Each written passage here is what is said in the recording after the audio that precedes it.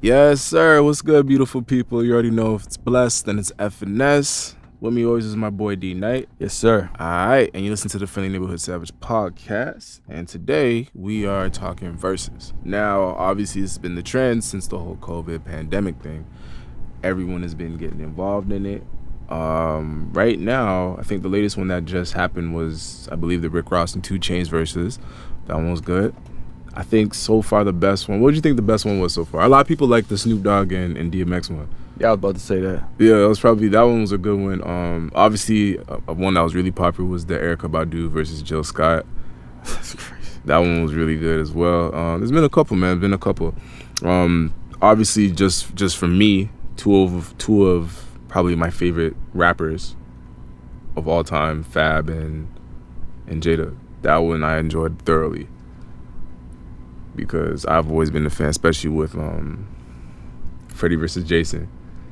I remember, I love that tape. I remember they were also doing, those freestyles with DJ Clue.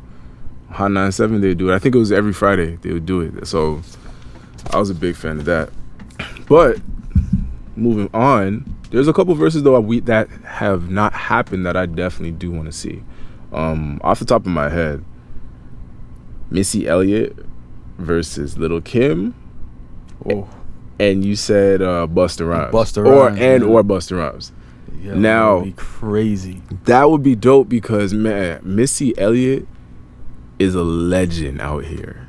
A lot of people. Busta's a legend too. Of course. Kim is a legend too. Of course, man. I know the verse to Quiet Storm. Lil' Kim's verse, Quiet Storm. I know her verse to All About the Benjamins. Memorize those verses. You know what I mean? When it comes to 90s videos, the crazy videos, the ones that were all weird and a little scary at the same time, all I remember was Put Your Hands Where I Can See. I remember that. I remember Dangerous, all that. Of course, I remember Missy Elliott, Sock It To Me.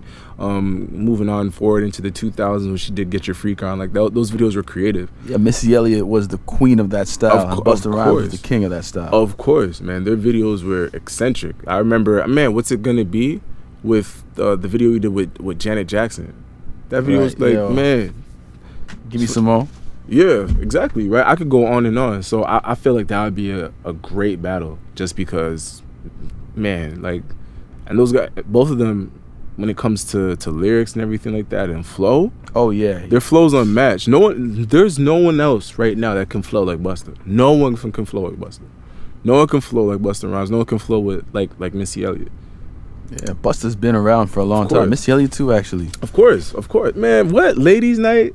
And what was crazy about that is even looking at the verses with like her and Kim, right? It would be so dope because her and Kim kind of came out around the same time, and they were always in each other's, like, that 90s vibe was dope because they were always in each other's videos, right?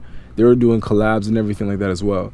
Even if you look at like Mary J. Blige was in videos with Missy, was in videos with Lil' Kim and everything like that. So just see the camaraderie. And I appreciate the originality too. Like, they're all so different. To see them together in a video, it's dope. Like, it's like, yo, Kim, when Kim came on the scene, man, the stuff she was spitting, what she was saying, she was really like the first to be out there like that. You know what I mean? So that versus. if there could be like a 3-way versus, then that one could definitely be like the first 3-way versus, just because that one would be like super crazy. Somebody set it up, throwing them gloves. Yeah, hey man, if y'all listening, suggest the first 3-way battle. I'd like to see that because all three of those artists definitely need their flowers while they're alive and can smell them. Man, we definitely need to appreciate those artists. Another versus I was thinking is more to the 90s R&B side, which would be SWV versus TLC. Yes, sir. I think I'd rather see a collaboration, man. Of course, but off rip, obviously, rest in peace to Left Eye. But I think that versus would be dope. SWV, TLC. If we talking 90s vibes, I need not say much more than that. That would be fantastic. I'd love to see that battle. 3-on-3. Well, it would be 2-on-3. 2-on-3. 2-on-3. My bad. 2-on-3. But I mean, just just all those songs I've been singing in the shower. For all my all those songs I sang in the shower. You remember, I still remember when No Scrubs dropped. That well, at the time I was living with my mom. At the time it was okay to live with your moms, right? Because we were young. But I remember when No Scrubs dropped, that just scared me. I was like, I don't want to be the nigga they talking about.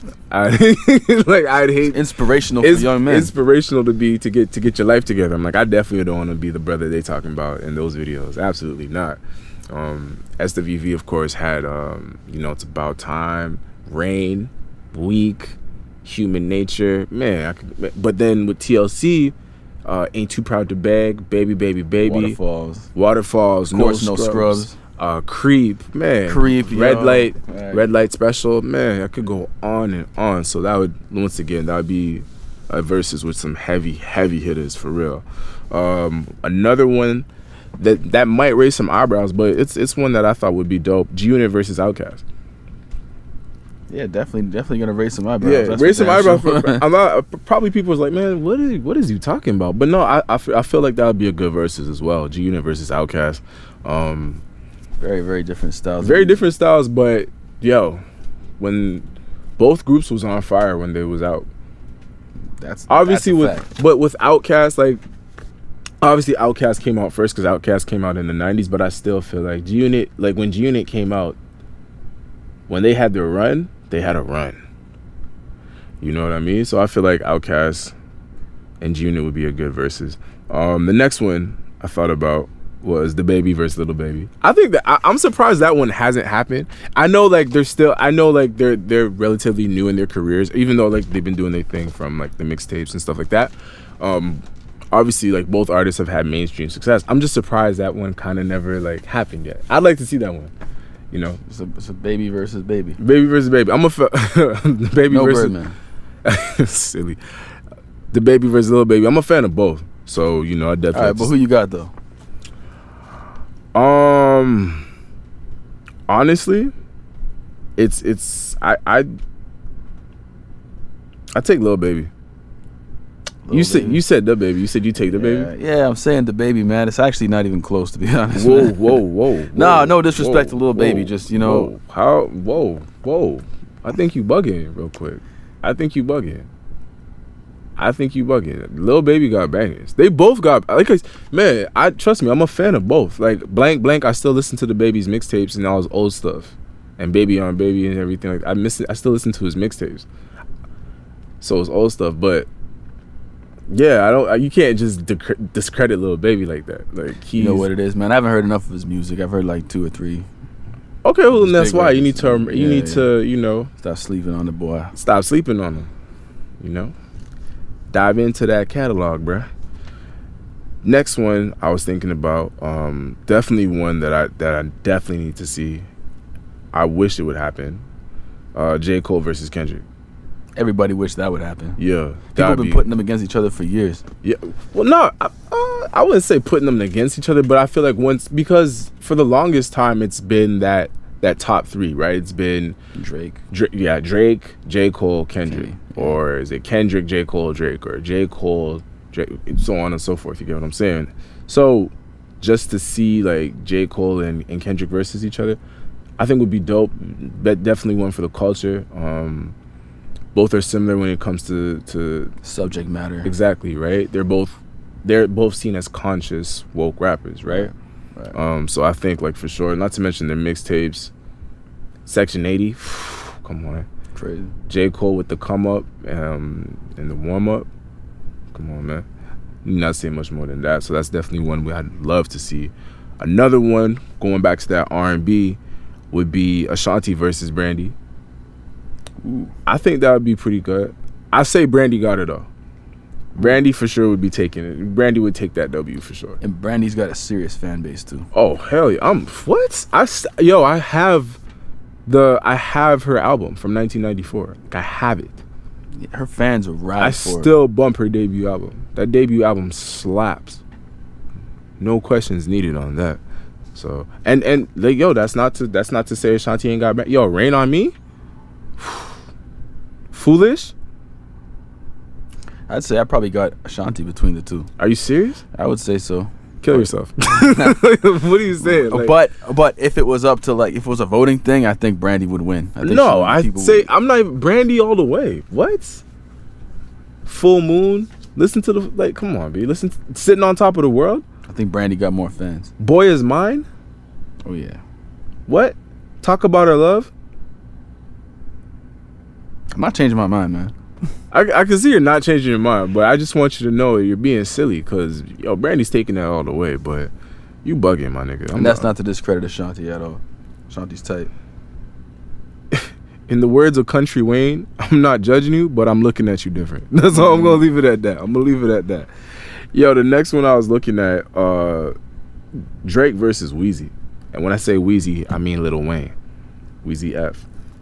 That one I feel would be pretty dope because it'd be like kind of like the student versus the teacher. I was just about. I was thinking the same thing, right? Yeah. Teacher versus the student.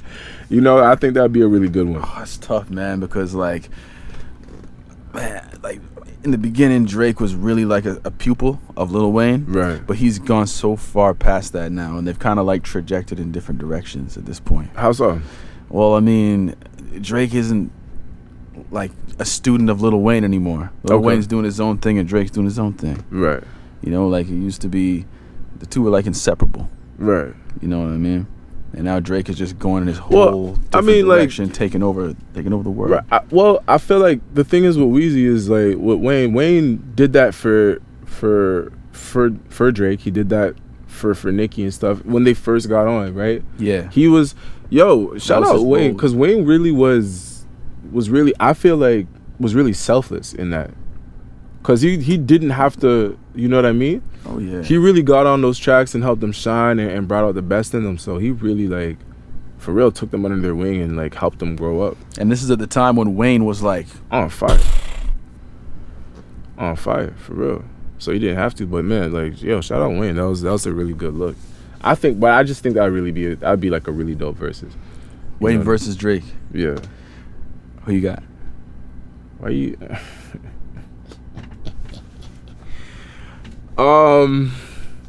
Because I honestly don't know. I don't even know which way I would swing that. Honestly,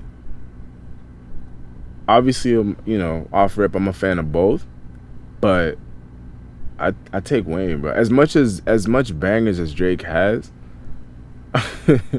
my heart would still go with Lil Wayne, bro, for real. Just because the Carter 2, Carter 3. What? I might need to see a tie, man. You think it would be a tie? I think so. Comfortable? Mrs. Officer? Let the beat build? Fireman. Hustler music? Oh, man. Hustler music? Even you can go all the way back to Go DJ. Go DJ. Something Carter like 1. Bring it back. No Ceilings mixtape. The Dedication. Neck of the Woods. Dedication too. What you mean, man? Yo, but then again, like with Drake with a lot of, he would have, I think that would be a really good battle. Because Drake, obviously, if you're reading This Is Too Late, man, that mixtape, that mixtape's still not. Nothing Was the Same, obviously, Take Care. Man, what a time to be. There's so many, that would be a really good versus. Because it would be banger after banger, for real.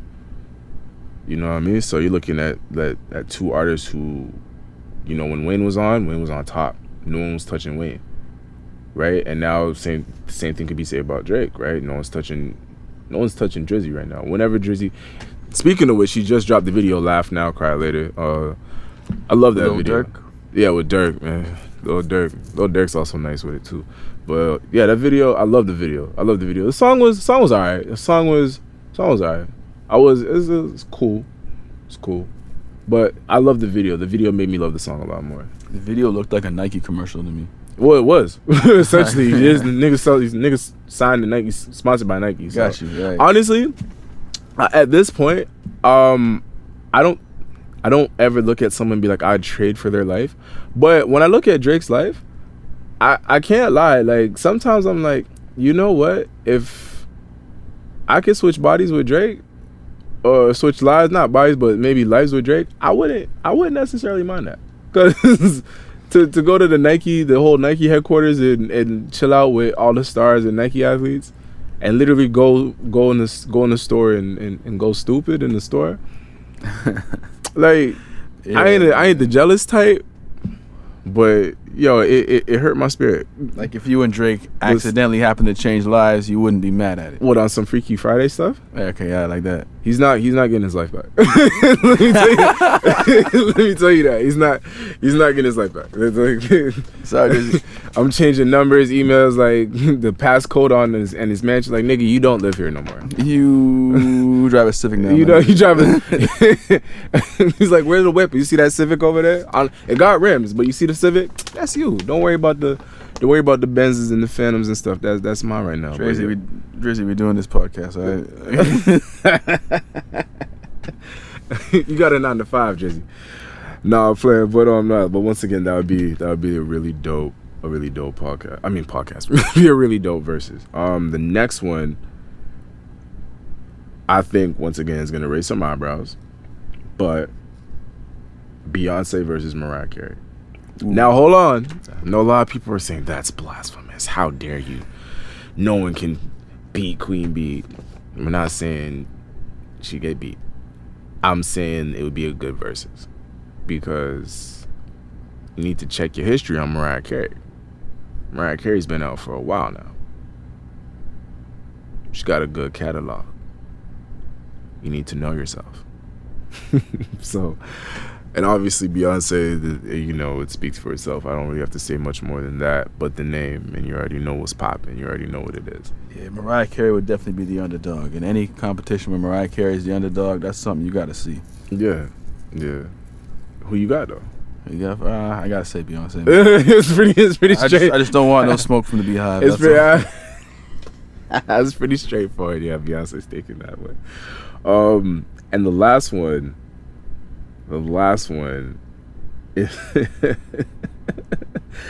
this one I know it will never happen, but just for the pettiness alone, just for the history of niggerdom, just for niggas, 50 versus Ja.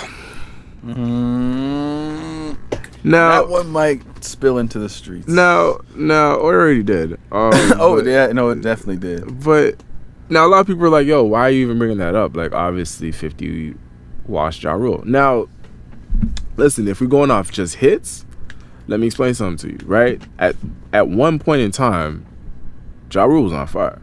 It wasn't as long as 50, but yo, from 99 to about 03, 04, Ja Rule ran New York, man. Fam, you couldn't go anywhere without hearing Ja Rule. You couldn't turn on the radio and not hear Ja Rule. You couldn't go on BET, MTV, Much Music, whatever platform. You couldn't turn on the television and not see everybody's out there living it up. We say, what? You I'm not gonna say it, but like Mesmerize, I'm Real. Wow, man. What would I be without you? Right, Always on Time. I mean, that was personally, I still love that song to this day. I still bang that song, Always on Time. I love that song. Down for You, that beat. Oh man, that beat's crazy. So, yeah, if we're going just like hits, it would, cause like the verses is 20 for 20, right? Yeah. I'd say Ja would give him. I think it would be matched, and then up to about maybe 10. Then 50 just takes. And then 50 is just gonna take over that one, because then it's like then you're pretty much done after that. I mean, like Get Rich or Die Trying is basically a whole album of hit records, man. There's a lot of big records on that album. Exactly. Before I Self-Destruct. Even the Massacre. Yeah, Valentine's Day Massacre. Oh man. So it's just like, yeah, Ja would hang with them for about the first quarter, and then I would say for the first half. Sorry. And then the second half, he's getting blown out the water, pretty much. So, and then they probably gonna be cussing each other out and calling each other all types of names, everything you could probably think of and imagine in the book, death threats and typical, yeah. You already know. Yeah, and then you just probably see the feds like, oh, okay, we're gonna take note of this. So we've seen this before. Let's not worried about that. Let's take notes. But so, yo, what we gotta do next time is we gotta do a versus for producers. Oh yeah, well they already did though. They did. They already did. Ours. You slipping. We gotta do ours. We gotta, you know what I'm saying? You gotta slip in. Oh, like our own little list. Our own list. Yeah. Okay, yeah, we could figure that out. But yo, anyways, Always with me is my boy D Knight. Yes, and I'm your man Drunis. And if it's blessed, you already know it's the FNS, man. Stay good out there. Yeah.